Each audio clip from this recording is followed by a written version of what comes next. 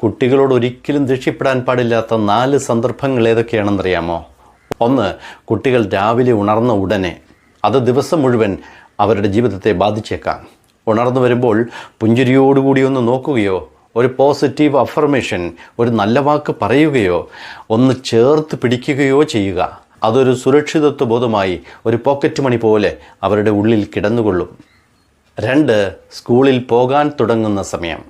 അത് അവരുടെ പഠനത്തെയും കൂട്ടുകാരുമൊത്തുള്ള നിമിഷങ്ങളെയും സ്കൂളിൽ വെച്ചുള്ള കളികളെയും വിനോദങ്ങളെയും വരെ ബാധിച്ചേക്കാം.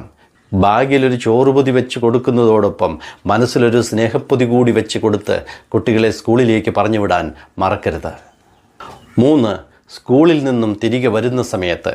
കുട്ടി ഏറ്റവും സുരക്ഷിത കേന്ദ്രമായി കരുതുന്ന സ്വന്തം വീട്ടിലേക്ക് കയറി വരുന്നത് പ്രതീക്ഷകളുടെ വലിയൊരു ലോഡുമായിട്ടാണ്.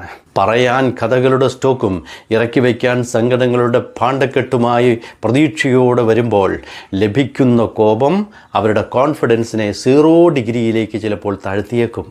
സൂക്ഷിക്കണം. 4. കുട്ടികൾ ഉറങ്ങാൻ പോകുന്ന സമയം. നിങ്ങളുടെ അടി വാങ്ങിയിട്ടോ ആക്രോശം കേട്ടിട്ടോ ആണ് കുട്ടി ഉറങ്ങാൻ പോകുന്നതെങ്കിൽ ഉറങ്ങിക്കഴിഞ്ഞ അവരുടെ ബെല്ലി ബ്രത്ത് ഒന്ന് ശ്രദ്ധിച്ചു നോക്കണം. ആ കുട്ടിയെ വിളിച്ചുണർത്തി ഒന്ന് ഹഗ് ചെയ്തിട്ടോ സ്നേഹത്തോടെ ഒരു ഉമ്മ കൊടുത്തിട്ടോ മാത്രമേ കുട്ടിയെ പിന്നീട് ഉറങ്ങാൻ വിടാവൂ. Download ShareChat.